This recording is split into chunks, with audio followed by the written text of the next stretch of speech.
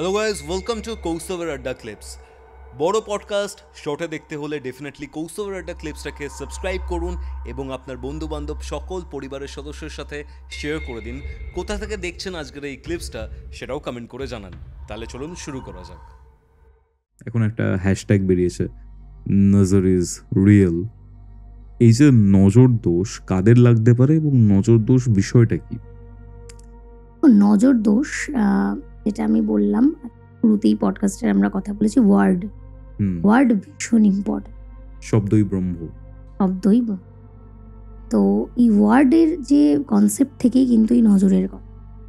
ধরো তুমি খুব উৎসাহী, তোমার কোনো একটা প্রজেক্ট তুমি করছো নতুন, সেটা তুমি কাউকে শেয়ার করো, তুমি খুব উৎসাহী সেই প্রজেক্টে, তুমি জানো এটা করলেই সাকসেস হবে।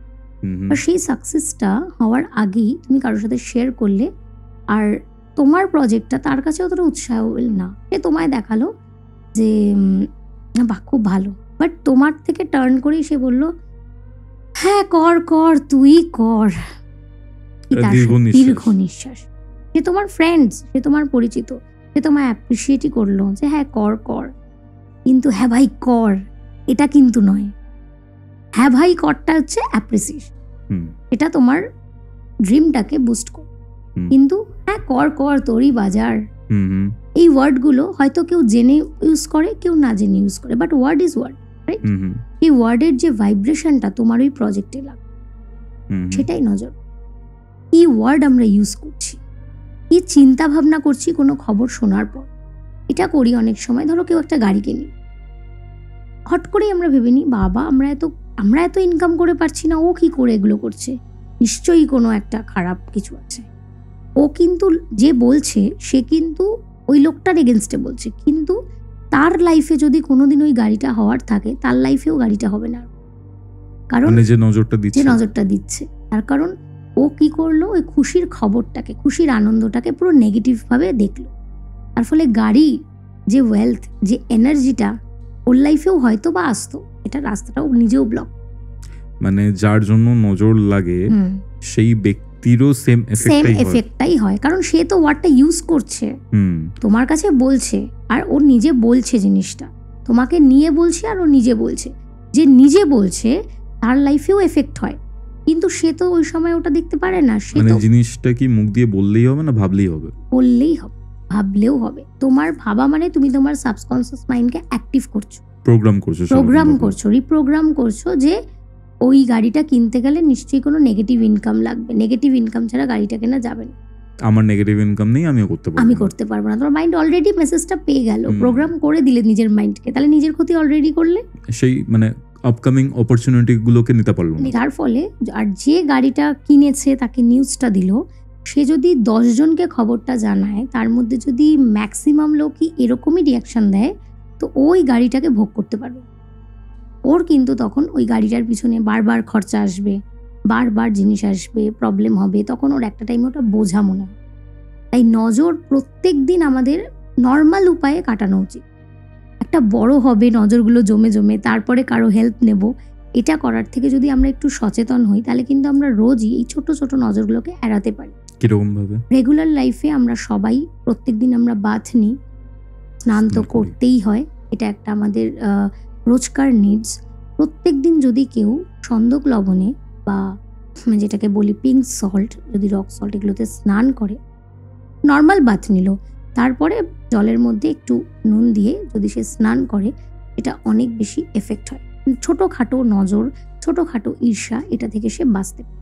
এটা সবসময়। আর একটা কথা, ব্ল্যাক ড্রেস পরাটা যদি সে কমায়, আজকালকার জেনারেশনের ব্ল্যাকের প্রতি একটা ফ্যান্টাসি আছে, আর সেটা ব্যাগ বলো সব কিছুতেই ব্ল্যাক তারা ইউজ করে, সেটাকে যদি তারা কমাতে পারে, তাহলে তার এই নজর দোষ বা নেগেটিভ জিনিসে, দেখো কমাতে বলছি, বন্ধ করতে বলছি না, বাট তুমি যদি ধরো ভাবছো আমার একটা দামি শাড়ি আছে, একটা ভালো কোট আছে, তাহলে কি ওটা ফেলে দেবো? একদমই নয়, তুমি সেটা অকেশনালি পরো। বাট আমরা কি করি, নর্মাল রোজকার লেগিংসে, রোজকার ড্রেসের মধ্যে ব্ল্যাকটাকে ইনকর্পোরেট করি, কেননা ক্লাসি লাগে। তোমার কাছে ক্লাসি লাগাটা ইম্পর্টেন্ট না নজর লাগাটা ইম্পর্টেন্ট, আগে সেটা ঠিক। সাপোজ একটা কথা তোমার থেকে আমি শুনেছিলাম, আমাদের আগের জেনারেশন একটা কথা খুব বলতো, টাকার রেসপেক্ট করা উচিত, কারণ টাকা খুব কষ্ট করে টাকা উপার্জন করতে হয়। তো কষ্ট করে উপার্জন করতে হয়, এই জিনিসটা এত শুনেছি আমরা বা এত মাল্টিপ্লাই হয়েছে আমাদের মধ্যে, সেই জিনিসটার এফেক্টও কি আমাদের মধ্যে পড়ে? ভীষণভাবে পড়ে। কারণ ছোট থেকে আমরা একটা কথা শুনেই বড় হচ্ছি যে ভ্যালু, প্রত্যেকটা জিনিসের ভ্যালু।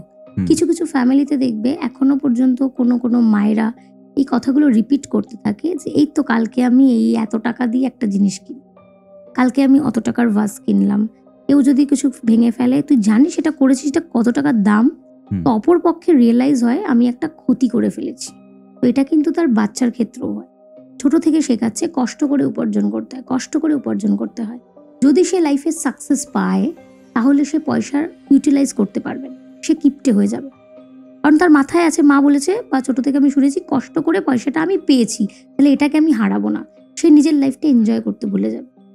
আর যদি কেউ কষ্ট করে, এই মেন্টালিটি তার মাথায় থাকে, কষ্ট করলেই টাকা পাবো, কষ্ট করলেই টাকা পাবো, সে জীবনে টাকা পাবো।